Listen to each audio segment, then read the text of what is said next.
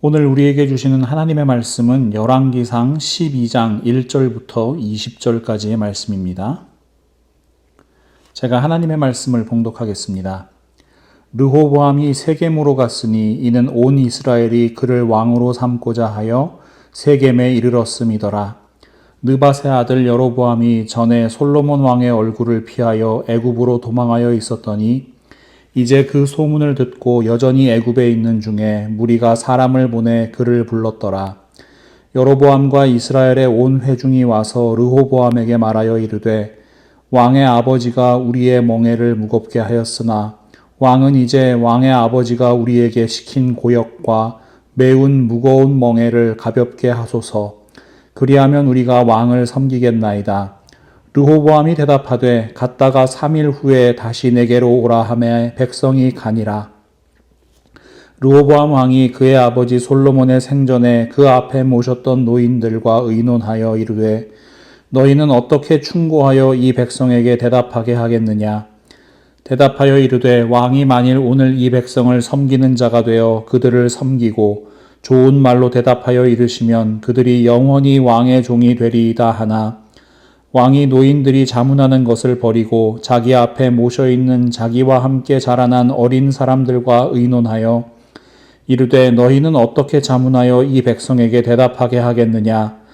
백성이 내게 말하기를 왕의 아버지가 우리에게 매운 멍에를 가볍게 하라 하였느니라. 함께 자라난 소년들이 왕께 아뢰어 이르되 이 백성들이 왕께 아뢰기를 왕의 부친이 우리의 멍에를 무겁게 하였으나 왕은 우리를 위하여 가볍게 하라 하였은즉 왕은 대답하기를 내 새끼손가락이 내 아버지의 허리보다 굵으니 내 아버지께서 너희에게 무거운 멍에를 매게 하였으나 이제 나는 너희의 멍에를 더욱 무겁게 할지라. 내 아버지는 채찍으로 너희를 징계하였으나 나는 전갈 채찍으로 너희를 징계하리라 하소서.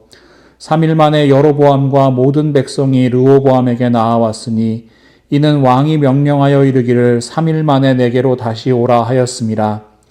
왕이 포악한 말로 백성에게 대답할세 노인의 자문을 버리고 어린 사람들의 자문을 따라 그들에게 말하여 이르되 내 아버지는 너희의 멍에를 무겁게 하였으나 나는 너희의 멍에를 더욱 무겁게 할지라. 내 아버지는 채찍으로 너희를 징계하였으나 나는 전갈 채찍으로 너희를 징치하리라 하니라. 왕이 이같이 백성의 말을 듣지 아니하였으니 이 일은 여호와께로 말미암아 난 것이라. 여호와께서 전에 실로 사람 아히야로 느밧의 아들 여로보암에게 하신 말씀을 이루게 하심이더라. 온 이스라엘이 자기들의 말을 왕이 듣지 아니함을 보고 왕에게 대답하여 이르되 우리가 다윗과 무슨 관계가 있느냐. 이새의 아들에게서 받을 유산이 없도다. 이스라엘아 너희의 장막으로 돌아가라. 다윗이여 이제 너는 네 집이나 돌아보라 하고 이스라엘이 그 장막으로 돌아가니라. 그러나 유다 성읍들에 사는 이스라엘 자손에게는 르호보암이 그들의 왕이 되었더라.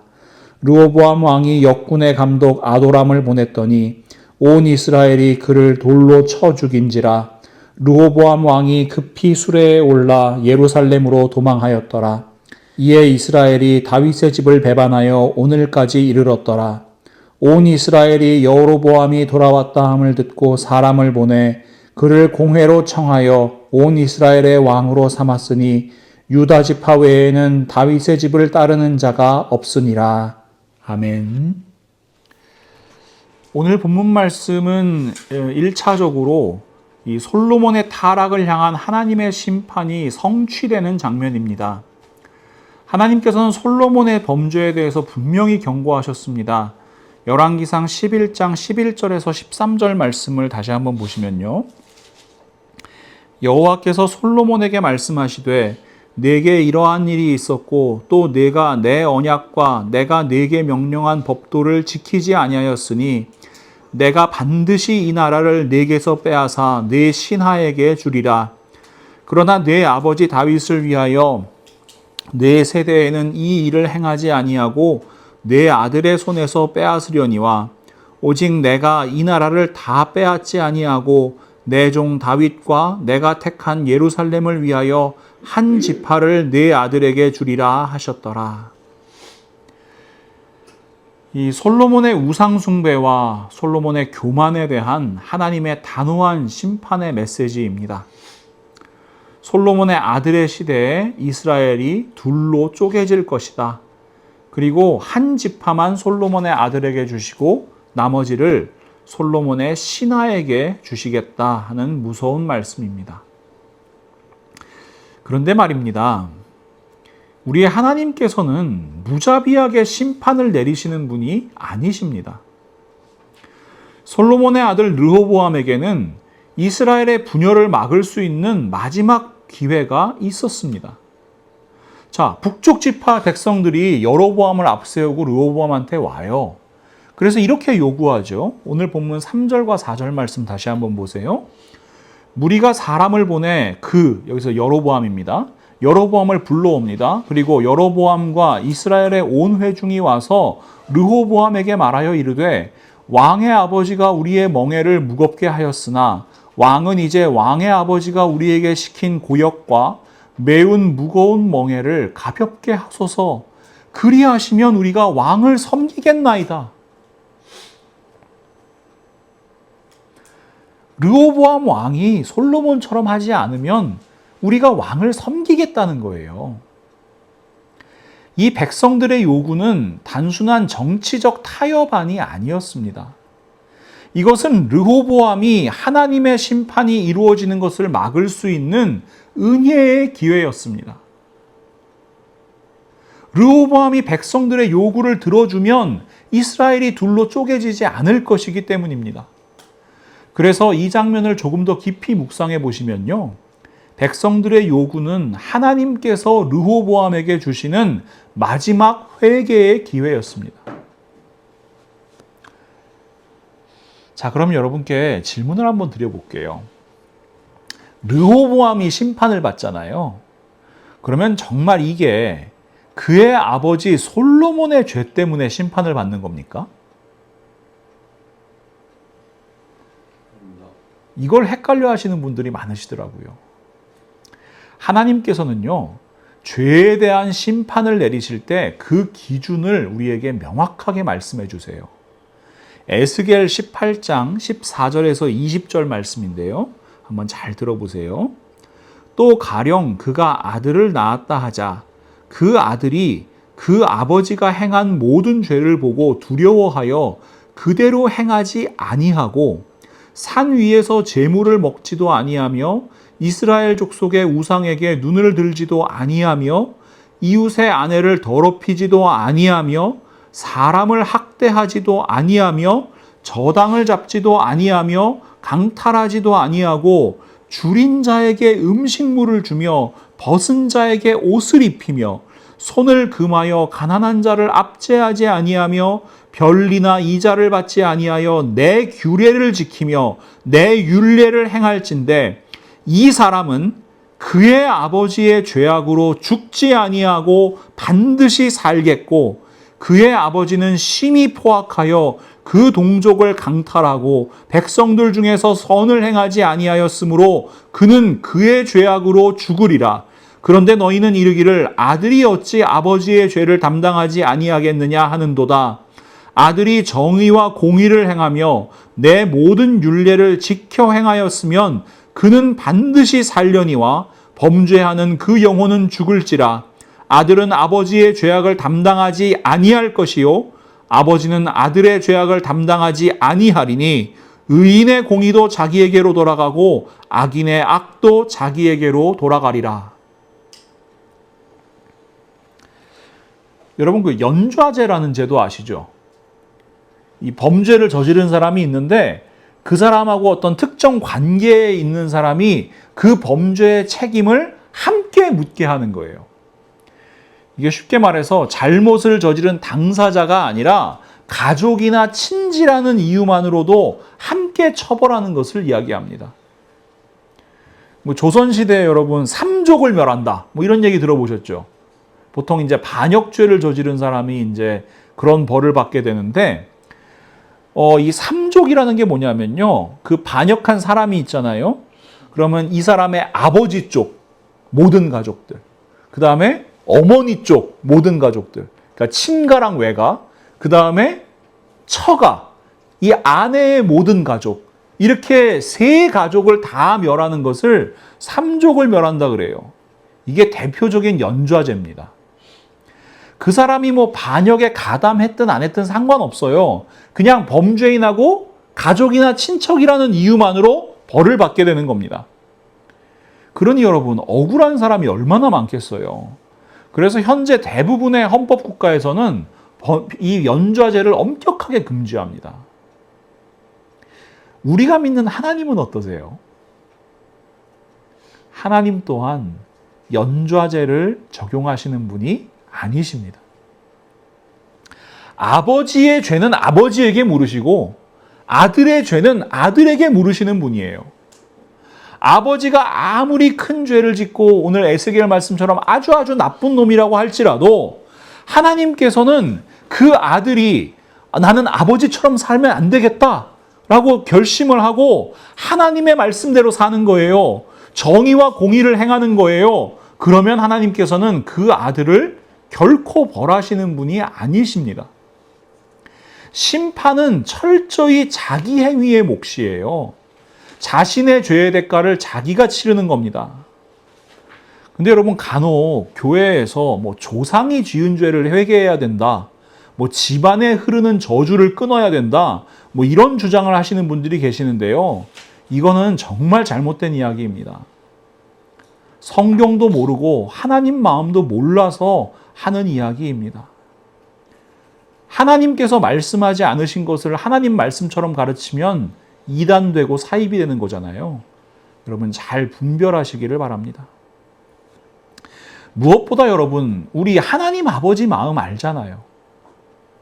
우리 하나님은요, 하나님께 죄 지은 사람이라도 회개하고 하나님 앞으로 돌아오기를 애타게 기다리시는 분이세요.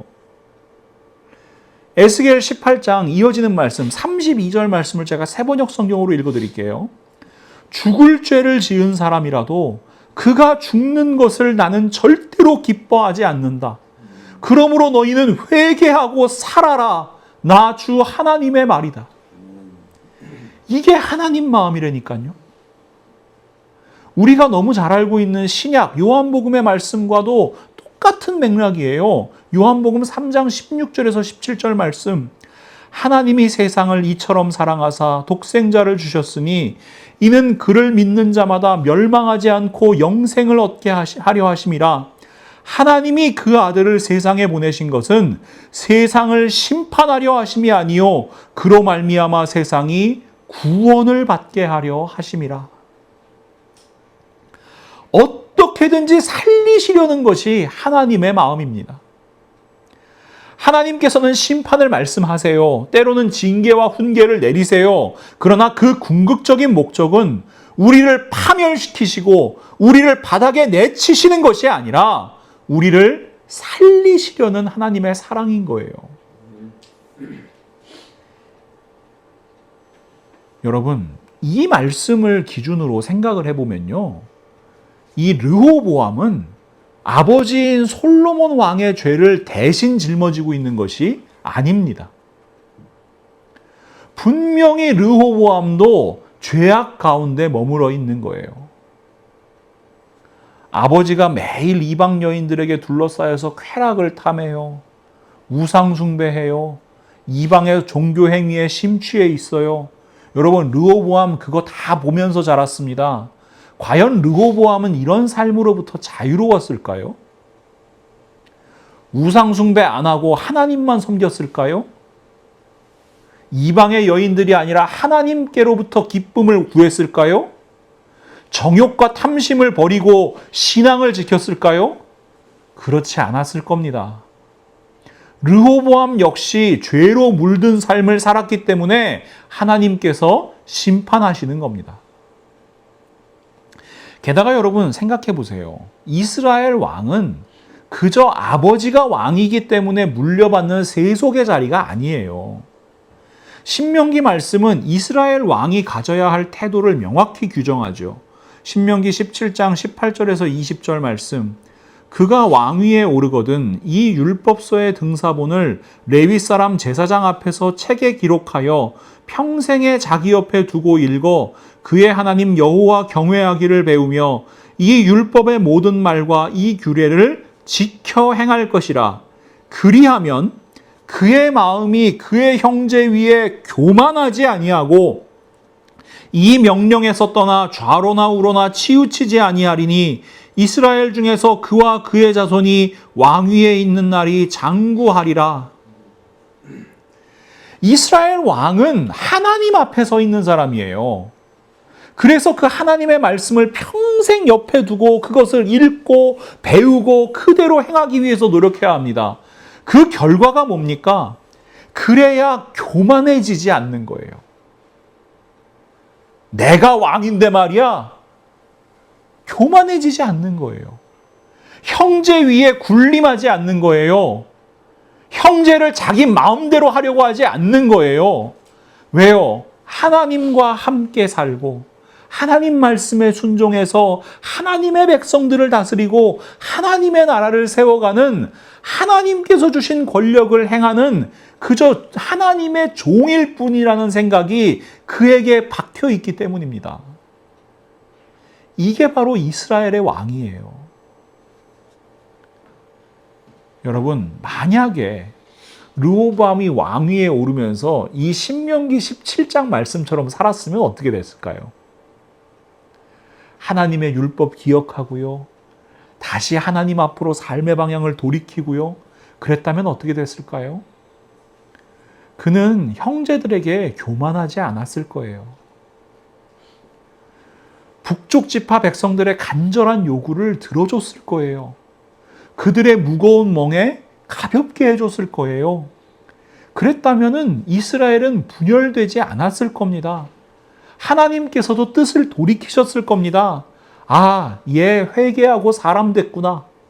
르호보암을 용서하시고 나라를 다시 하나 되게 하셨을 겁니다. 그러나 르호보암은 자신의 인생과 나라의 운명을 가를 최악의 결정을 내리고 맙니다. 르호보암은 자비를 구하는 백성들에게 무시무시한 답변을 던지죠. 오늘 본문 13절과 14절 말씀입니다. 왕이 포악한 말로 백성에게 대답할세 노인의 자문을 버리고 어린 사람들의 자문을 따라 그들에게 말하여 이르되 내 아버지는 너희의 멍에를 무겁게 하였으나 나는 너희의 멍에를 더욱 무겁게 할지라. 내 아버지는 채찍으로 너희를 징계하였으나 나는 전갈 채찍으로 너희를 징치하리라 하니라. 혹시 편달이라는 말 들어보셨어요? 한자를 한번 보여주시면 이렇게 씁니다. 지도 편달 부탁드립니다. 이렇게 사용하는 말이죠. 근데 한자가 이게 편자가 채찍 편자예요. 그리고 달자가 때릴 달자입니다. 그러니까 채찍으로 때리다라는 의미입니다. 근데 이거는 사실 좀 약간 긍정적인 사용이잖아요. 뭐예요? 어떤 사람이 잘못을 해요. 그러면은 정말 채찍으로 치는 것처럼 엄격하게 경계하고 또 격려하기도 하고 때로는 따끔하게 혼을 내서라도 올바른 길로 이끌어준다. 이런 거예요. 주마가 편 이런 말 들어보셨죠? 달리는 말에 채찍을 친다. 그러니까 더 잘할 수 있게 격려하는 의미도 담고 있어요. 그래서 여러분 솔로몬의 채찍은요. 일종의 편달일 수 있습니다. 잠언 23장 13절에서 14절 말씀 기억하실 거예요. 아이를 훈계하지 아니하려고 하지 말라. 채찍으로 그를 때릴지라도 그가 죽지 아니하리라. 내가 그를 채찍으로 때리면 그의 영혼을 스올에서 구원하리라. 가서 때리라는 말씀을 드리는 건 아니고요. 편달을 통해서 하나님 앞으로 돌아오게 해라. 솔로몬도 그 편달을 받은 사람이잖아요. 근데 여러분, 르호보암은 전갈 채찍을 이야기합니다. 새번역 성경에서 이 전갈 채찍을 이렇게 번역해요. 그는 젊은이들의 충고대로 백성에게 말하였다. 내 아버지가 당신들에게 무거운 멍에를 메웠소. 그러나 나는 이제 그것보다 더 무거운 멍에를 당신들에게 메우겠소. 내 아버지는 당신들을 가죽 채찍으로 매질하였지만 나는 당신들을 쇠채찍으로 치겠소. 가죽 채찍은 편달일 수 있어요. 잠언 말씀에도 죽지 않는다 그랬잖아요. 징계와 훈계를 통해서 살리려는 거예요. 그러나 전갈 채찍, 쇠채찍은요, 죽이겠다는 겁니다.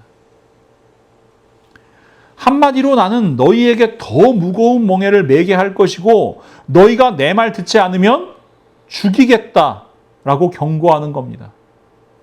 참 잔인한 말이죠. 르호보암이 이런 끔찍한 결정을 내린 이유가 무엇입니까? 우선 생각해 볼 수 있는 건 르호보암은 자신이 아버지 솔로몬보다 더 큰 권위와 더 큰 권력을 가지고 있다는 것을 입증하고 싶었을 겁니다.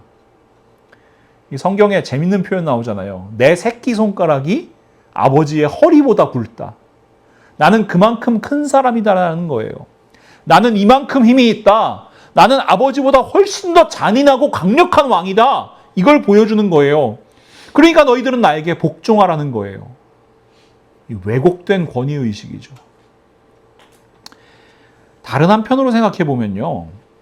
르호보암에게는 이 백성들이 짊어진 멍에가 자신의 일이 아니었기 때문에 그렇습니다. 화려한 성전 짓고 왕궁 짓고 병거성 짓고 여러 성읍들 건축하기 위해서 백성들이 흘려야 했던 피와 땀과 눈물은 자기와 아무 상관없는 남의 일인 거예요. 르호보암이 태어나서 무슨 돌을 날라받겠습니까? 나무를 베어받겠습니까? 무거운 멍에 한 번도 메어보지 않은 온실 속의 화초 같은 왕자였습니다. 백성들의 고통 공감 안 됩니다. 결국 이 교만하고 공감 능력 없는 결정의 대가로 하나님의 심판은 현실이 됐고요. 이스라엘은 북이스라엘과 남유다 둘로 쪼개지는 비극을 맞이하게 되었습니다. 여러분, 르호보암의 결정 어때요? 어리석죠? 근데 여러분, 이 결정이 정말 먼 옛날 얘기처럼 들리세요?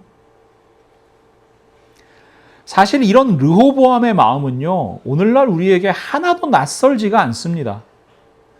우리는 지금 이 시대에도 수많은 권력자들의 모습을 통해서 매일매일 새로운 르호보암을 만나고 있어요. 그들은 자신의 힘과 권력을 자랑해요. 자신의 힘을 입증하고 싶어 해요. 그래서 다른 사람들의 생명이 달린 전쟁이나 테러 같은 행위를 거리낌 없이 일으켜요. 왜요? 그건 자기 일 아니거든요. 고대 그리스의 철학자 아리스토텔레스는 이런 통찰을 남겼습니다. 늙은이들은 전쟁을 선포하고 젊은이들은 전쟁터로 나간다. 여러분, 이게 그때만 그런 거예요? 미국의 제31대 대통령 허버트 후버는 1944년 공화당 전당대회에서 이렇게 연설합니다. 전쟁은 늙은이들이 선포하지만 싸워야 하고 죽어야 하는 것은 젊은이들이다. 여러분, 2200년이라는 시간이 지났는데요. 아무것도 달라지지 않았어요. 세상은 똑같아요. 그러면 1944년에서 지금 몇 년 지났습니까? 80년도 넘게 지났네요. 지금은 달라졌습니까? 아니에요. 여전히 전쟁을 결정하는 사람들과 피 흘려 죽어야 하는 사람들은 분리되어 있습니다. 자신의 권력을 과시하고 철저히 타인의 고통을 외면하는 사람들이 넘쳐납니다. 이것이 바로 르호보암의 마음입니다. 근데 여러분, 더 슬픈 건요, 정치인들이나 거대한 권력자까지 갈 것도 없어요. 우리의 일상, 우리의 모습 가운데에도 르호보암의 마음은 얼마든지 녹아 있을 수 있습니다. 지난 2022년에 한국의 명문대라고 하는 대학 중에 하나인 Y대학교에서 청소하시고 또 경비하시는 이 노동자들이 처우 개선을 요구하면서 학교 내에서 시위를 벌인 일이 있었습니다. 이분들이 요구한 게 거창한 게 아니었어요. 시급 440원 올려주세요. 그리고 씻을 수 있는 샤워 시설과 작은 휴게 공간을 마련해 주세요.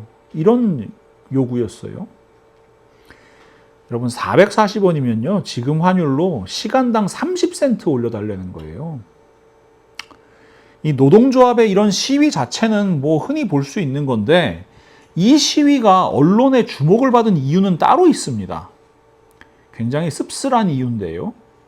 이 Y대학교 재학생 3명이 시위의 소음으로 인해서 자신들의 학습권을 침해당했고 정신적인 피해를 입었다면서 이 노동자분들을 경찰에 고발하고 피해 보상을 요구하는 소송을 제기한 사건이 있었어요.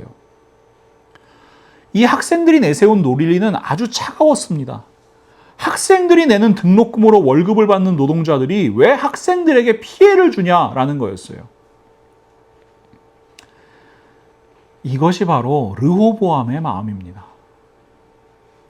명문대생이라고 사회가 추켜 세워주니까 마음속에 삐뚤어진 이 엘리트 의식이 자리 잡는 거예요.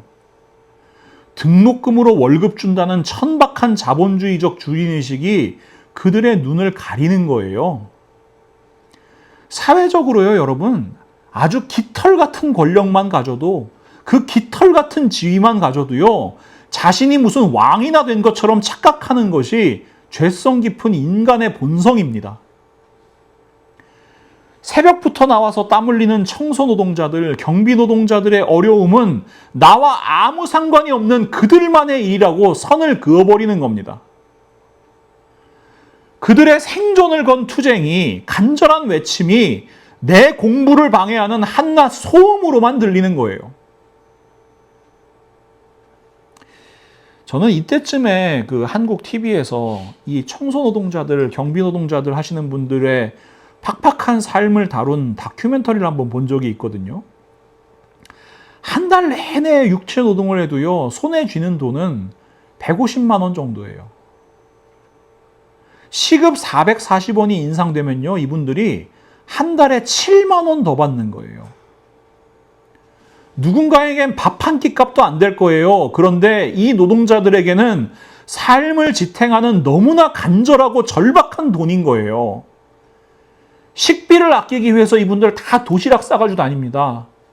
그냥 밥에다 김치 하나 이렇게 드시는데 너무 마음 아픈 거는 이분들이 그 도시락 먹을 공간 하나 허락이 되지 않는 겁니다.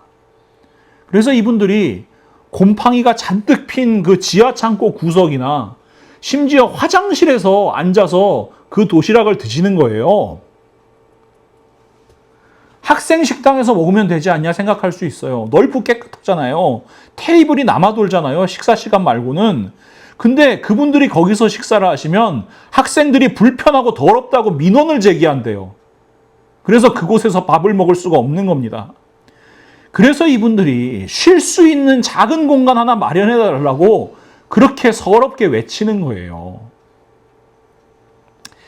여러분, 프랑스와 같은 성숙한 민주주의 국가에서는 초등학교 때부터 집회, 시위, 결사의 자유가 민주주의의 근간이라는 것을 가르친다 그래요. 노동자들의 파업이나 시위라는 게요, 그들의 존재를 세상에 알리는 행위이기 때문에 그렇습니다. 평소에 여러분, 노동자들, 시민들 눈에 띄지 않아요. 우리가 그분들의 존재를 의식하지 못해요. 그런데 보이지 않는 곳에서 묵묵하게 자기의 고된 일상 감당하는 수많은 사람들의 희생과 헌신이 있기 때문에 우리 모두가 지금 살아갈 수 있는 겁니다. 파업이나 시위는요, 존재감 없이 지워졌던 사람들이 우리도 여기 있다고 자기의 존재를 알리는 행위인 거예요. 여기에도 숨 쉬고 살아가는 사람이 있으니까 우리를 기계 취급하지 말고 부품 취급하지 말고 함께 살아가자고 목 놓아 외치는 겁니다. 함께 살자는 거예요. 여러분, 이게 하나님 마음이거든요. 하나님은 언제나 우리에게 함께 살라고 말씀하세요. 제가 여러 번 말씀드렸죠. 십계명에 나와 있는 안식일 규례, 출애굽기 20장 8절에서 10절 말씀, 우리 한 목소리로 한번 읽어볼까요? 안식일을 기억하여 거룩하게 지키라. 엿새 동안은 힘써 내 모든 일을 행할 것이나 일곱째 날은 내 하나님 여호와의 안식일인즉 너나 내 아들이나 내 딸이나 내 남종이나 내 여종이나 내 가축이나 내 문 안에 머무는 객이라도 아무 일도 하지 말라. 이는 엿새 동안에 나 여호와가 하늘과 땅과 바다와 그 가운데 모든 것을 만들고 일곱째 날에 쉬었음이라. 그러므로 나 여호와가 안식일을 복되게 하여 그날을 거룩하게 하였느니라. 아멘. 유대인들, 율법주의자들은 이 계명을 보면서 어떻게 하면 아무 일도 하지 않을까에 집중했습니다. 무엇을 안 해야 이날을 거룩하게 지키는 걸까 고민했습니다. 그러나 안식일 계명의 핵심은 명확한 거예요. 모두가 함께 쉬라는 겁니다. 가진 자만 쉬잖아요, 보통. 그러나 남종도 쉬고 여종도 쉬고 심지어 가축도 쉬고 또 오가는 나그네들도 쉬어야 돼요. 다 같이 쉬어야 다 같이 살 수 있기 때문에 그렇습니다. 이것이 만물을 창조하신 하나님의 따뜻한 마음이에요. 여러분, 하나님께서 쉬실 필요가 있습니까? 하나님은 지치지 아니하시는 분입니다. 졸지도 않고 주무시지도 않는 분입니다. 그런데 쉬실 필요가 없는 하나님께서 쉬어야만 하는 인간을 위해 함께 쉬자고 말씀하시는 거예요. 이게 사랑이거든요. 그래서 여러분, 다른 사람의 멍에를 무겁게 하고 그 고통을 외면하는 르호보암의 마음은 우리를 향하신 하나님의 마음, 하나님의 사랑에 정면으로 맞서는 끔찍한 교만이고 불순종인 겁니다. 다른 사람이 어떻게 됐든 나만 잘 살면 된다. 이 마음이 세상을 지옥으로 만드는 겁니다.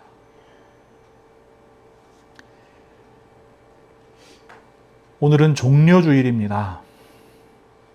오늘 우리는 이기적이고 폭력적이었던 르호보암의 모습과 완벽하게 대조되는 참된 왕의 모습을 마주하게 됩니다.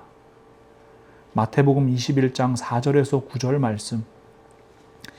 이는 선지자를 통하여 하신 말씀을 이루려 하심이라. 일러스되 시온 딸에게 이르기를 네 왕이 네게 임하나니 그는 겸손하여 나귀 곧 멍에 매는 짐승의 새끼를 탔도다 하라 하였느니라.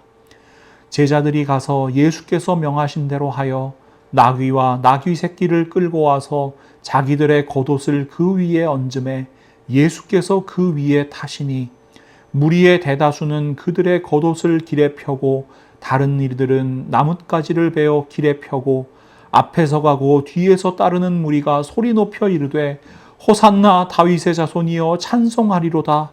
주의 이름으로 오시는 이여 가장 높은 곳에서 호산나 하더라. 당시 이스라엘에서 왕이 나귀를 타는 것은 아주 이상한 일이 아니었습니다. 자연스러운 일이었어요. 평화의 시기에는 왕들이 나귀를 타고 다녔습니다. 특히 예루살렘은 산악지형이잖아요. 이런 산악지형에서는 평상시에 이 말을 타는 것보다 나귀를 타는 게 더 안전하기도 했고 나귀가 그런 지형을 잘 가요. 근데 진짜 문제는 예수님께서 다 큰 나귀가 아니라 아직 사람을 태워보지 않은 나귀 새끼를 타셨다는 데 있어요. 이 성인 남자가 나귀 새끼를 타면요 거의 두 발이 땅에 질질 끌릴 정도가 되거든요. 이 겉보기에 이 행렬이 얼마나 우스꽝스럽고 또 초라해 보였겠습니까? 그래서 어떤 역사학자들은 예수님께서 예루살렘에 무사히 입성하실 수 있었던 현실적인 이유가 바로 이 나귀 새끼였기 때문이다 라고 주장하기도 합니다. 자, 생각해 보세요. 6월절 명절이 되면 수십만 명의 순례객들이 예루살렘으로 몰려옵니다. 그때 이 로마 총독이나 로마의 군병들은 잔뜩 긴장하는 거예요. 야, 이렇게 많은 사람이 몰려왔으니까 반란이 일어날 수도 있겠다. 무슨 소요 사태가 일어날 수도 있겠다 해가지고 비상 사태가 걸려 있는 겁니다. 근데 여러분, 수많은 무리가 지금 성문 앞에서 겉옷을 막 펴고 종려가지를 흔들면서 호산나 호산나 막 구원하소서, 왕이여 구원하소서, 다윗의 자손이여 왕이여 오시옵소서 막 소리치고 있는 거예요. 여러분, 그러면 어떻게 돼요? 로마 군병들이 출동해서 당장의 반역죄로 진압하고 다 체포하는 게 정상이겠죠. 근데 로마 군인들이 헐레벌떡 출동해 보니까 어때요? 야, 이건 뭐 허름한 남자 하나가 새끼 나귀를 타고 그냥 굉장히 우스꽝스러운 모습으로 지금 이 성에 들어오고 있는 거예요. 아무리 봐도 왕처럼 안 보이는 거예요. 그냥 이 로마 군인들이 예수님을 볼 때는 그냥 뭐 현실 감각이 없는 몽상가거나 뭐 돈키호테 같은 사람이죠. 아니면은 뭐 제국에 아무런 위협이 되지 않는 그냥 초라한 시골 사람? 이 정도로 보였을 겁니다. 그러나 여러분, 성경은 세상의 눈에 한없이 초라해 보였던 이 모습을 가장 위대하고 영광스러운 왕의 임하심 그리고 구원의 성취로 묘사합니다. 스가랴 9장 9절에서 10절 말씀입니다. 시온에 따라 크게 기뻐할지어다. 예루살렘에 따라 즐거이 부를지어다.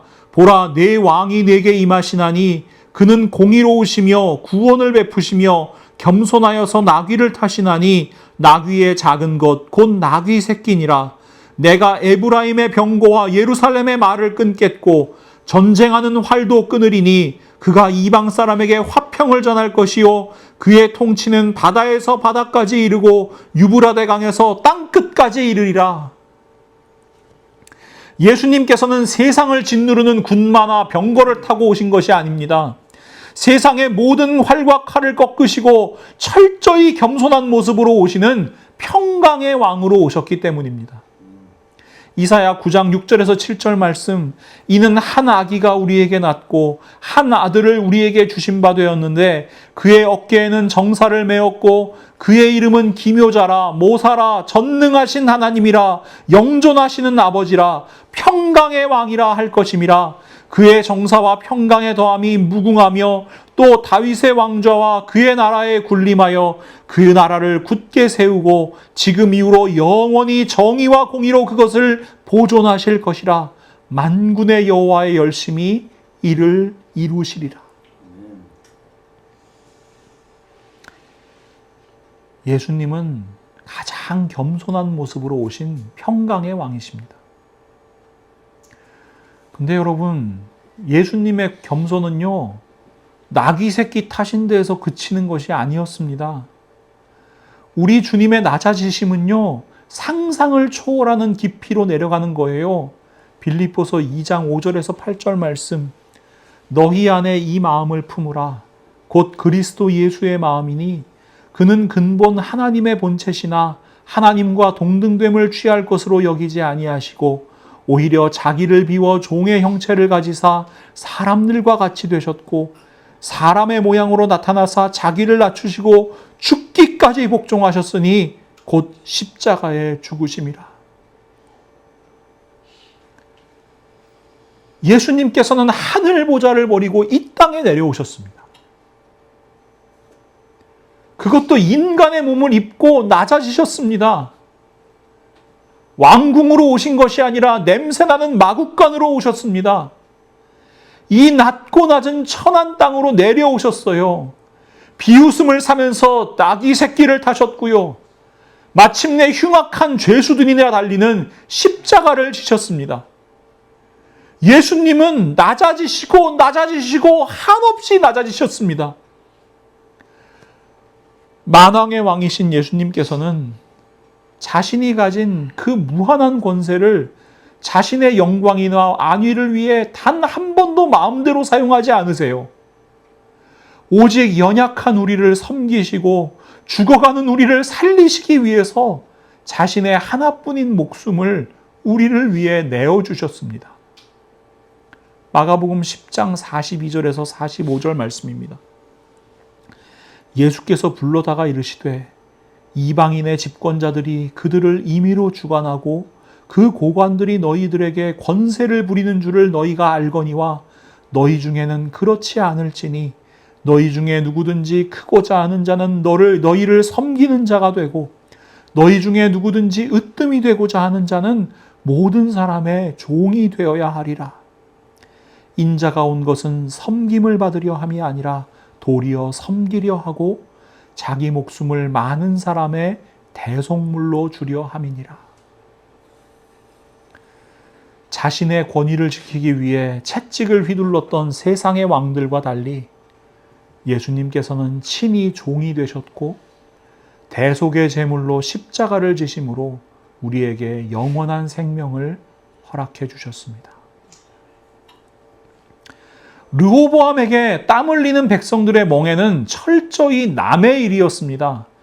그러나 예수 그리스도께 인간이 짊어져야 할 참혹한 죄와 사망과 율법의 저주는 결코 남의 일이 아니었습니다. 예수님께서는 우리의 고통에 완벽하게 공감하셨고 그것을 자신의 고통으로 품어주셨습니다. 히브리서 2장 9절과 18절 말씀. 오직 우리가 천사들보다 잠시 동안 못하게 하심을 입은 자 곧 죽음의 고난을 받으심으로 말미암아 영광과 존귀로 관을 쓰신 예수를 보니 이를 행하심은 하나님의 은혜로 말미암아 모든 사람을 위하여 죽음을 맛보려 하심이라. 그가 시험을 받아 고난을 당하셨은즉 시험 받는 자들을 능히 도울 수 있느니라. 아멘. 르호보암은 백성의 멍에를 더 무겁게 했어요. 전갈 채찍, 쇠 채찍을 무자비하게 휘둘러서 억지로 자신의 권위를 세우려고 했습니다. 다른 이들에게 피눈물 나게 했습니다. 다른 이들을 짓밟고 올라서서 자신의 왜곡된 권위를 세우려고 했습니다. 그러나 우리의 진정한 왕이신 예수님께서는 정반대의 길을 걸으셨습니다. 스스로 낮아지셨고요. 그렇게 낮아지심으로, 죽기까지 낮아지심으로 생명을 구원하시는 하나님의 뜻을 완벽하게 이루셨습니다. 우리를 짓누르던 무거운 죄의 멍에를 가볍게 하셨습니다. 아니, 우리가 도저히 질 수 없어서 허덕이던 그 사망의 멍에를 우리 주님께서 대신 지셨습니다. 이것이 바로 오늘 우리가 바라보아야 할 예수 그리스도의 십자가입니다. 그 십자가 그늘 아래에서 참된 안식을 누리는 저와 여러분에게 예수님께서 이렇게 따뜻한 말씀하시며 우리를 부르고 계십니다. 우리 마태복음 11장 28절에서 30절 말씀 함께 읽으며 우리 예수님의 말씀 들었으면 좋겠습니다. 수고하고 무거운 짐진 자들아 다 내게로 오라. 내가 너희를 쉬게 하리라. 나는 마음이 온유하고 겸손하니 나의 멍에를 메고 내게 배우라. 그리하면 너희 마음이 쉼을 얻으리니 이는 내 멍에는 쉽고 내 짐은 가벼움이라 하시니라. 아멘. 사랑하는 믿음의 동역자 여러분, 우리가 따라가야 할 분이 누구입니까?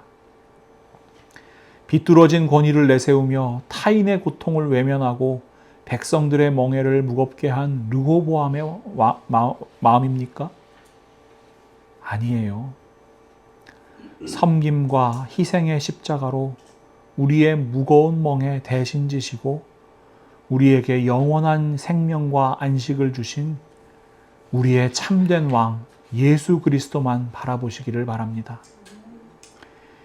고난주간을 앞둔 종려주일에 세상에 가득한 르호보암의 마음을 십자가에 못 박고 오직 예수 그리스도의 마음 품으시기를 권면합니다.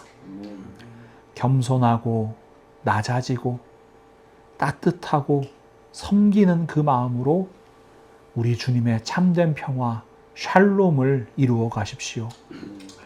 나귀 새끼를 타고 오신 그 평강의 왕 예수 그리스도를 깊이 닮아가는 삶, 이웃의 아픔을 외면하지 않고 그 짐을 함께 나누어지며 함께 기뻐하고 함께 울어주며 함께 살아가는 삶. 그렇게 우리 주님과 모든 이웃들과 동행하는 복된 삶을 살아가는 우리 모두가 될 수 있기를 예수 그리스도의 이름으로 간절히 축원합니다. 제가 기도하겠습니다. 사랑의 하나님, 오늘 저희에게 말씀하십니다. 르호보암의 마음으로 살아가지 말라고요. 우리 예수 그리스도의 마음을 품으라고요. 우리 예수님께서 우리에게 보여주신 것처럼 낮아지고 또 낮아지며 겸손하고 또 겸손하며 다른 이를 높여주고 섬기는 마음으로 서로 종노릇하며 살아가라고요.